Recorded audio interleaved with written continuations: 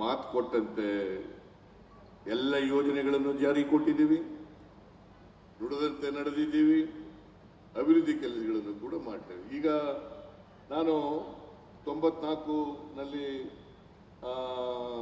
ಆಮೇಲೆ ಇವರು ಧರ್ಮಸಿಂಗ್ ಅವರು ಮುಖ್ಯಮಂತ್ರಿ ಆಗಿದ್ದಾರೆ 2004-05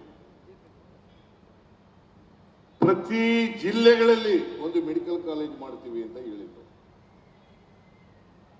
ಒಂದು ಮೆಡಿಕಲ್ ಕಾಲೇಜು, ಒಂದು ಹಾಸ್ಪಿಟಲ್, ಜೊತೆಗೆ ಸೂಪರ್ ಸ್ಪೆಷಾಲಿಟಿ ಹಾಸ್ಪಿಟಲ್. ಈಗ ಮಂಗಳೂರು ಯಾವಾಗಲೂ ದಕ್ಷಿಣ ಕನ್ನಡ ಜಿಲ್ಲೆ ಶಿಕ್ಷಣಕ್ಕೆ, ಬ್ಯಾಂಕಿಂಗಿಗೆ, ಮೀನುಗಾರಿಕೆಗೆ, ವ್ಯಾಪಾರಕ್ಕೆ ಬಹಳ ಹೆಸರುವಾಸಿ ಆದದ್ದು. ಗೋಡಂಬಿ ಅಲ್ಲೇನ, ನೀನು ಗೋಡಂಬಿ ಬೆಳೆದೀಯ? ಬೆಳೆಯಲ್ಲ, ತಿಂತೀಯ ಅಷ್ಟೇ.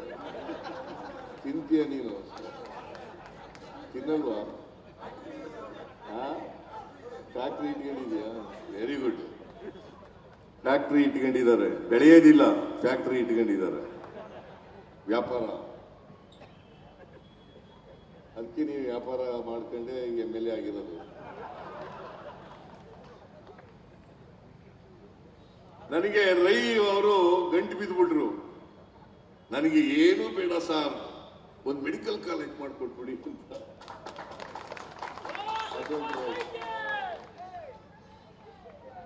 ಒಂದು ಮೆಡಿಕಲ್ ಕಾಲೇಜ್ ಮಾಡ್ಕೊಬಿಡಿ. ನಾನು ಆಗಲ್ಲಪ್ಪ, ನಾವು ಈ ವರ್ಷ ದುಡ್ಡಿಲ್ಲ, ಮುಂದಿನ ವರ್ಷ ನೋಡೋಣ ಅಂತ ಹೇಳಿದ್ದೆ. ಈ ವರ್ಷ ಬಿದ್ದೇ ಬಿಟ್ರು, ಆಗ್ಲೇಬೇಕು ಅಂತ ಕೂತ್ಬಿಟ್ರು. ನಾನು ಮಾಡಿ ಈ ಸಾರಿ ಬಾಗಲಕೋಟೆ, ದಕ್ಷಿಣ ಕನ್ನಡ ಜಿಲ್ಲೆ, ಪುತ್ತೂರು, ಆಮೇಲೆ ಕೋಲಾರ, ಈ 3 ಜಿಲ್ಲೆಗಳಲ್ಲಿ ಮೆಡಿಕಲ್ ಕಾಲೇಜ್ ಮಾಡಬೇಕು ಅಂತ ತೀರ್ಮಾನ ಮಾಡಿ, ಅದರಲ್ಲಿ ದಕ್ಷಿಣ ಕನ್ನಡ ಜಿಲ್ಲೆ ಒಂದು ಪುತ್ತೂರಿನಲ್ಲಿ ಕೂಡ ಮಾಡ್ತಾ ಇದ್ದೀವಿ ಮೆಡಿಕಲ್ ಕಾಲೇಜು. ಅದು 100 ಬೆಡ್ಡೆಡ್ ಹಾಸ್ಪಿಟಲ್ ಇತ್ತು ಅಲ್ವಾ, 100 ಬೆಡ್ಡೆಡ್ ಹಾಸ್ಪಿಟಲ್ ಇತ್ತು. ಅದನ್ನ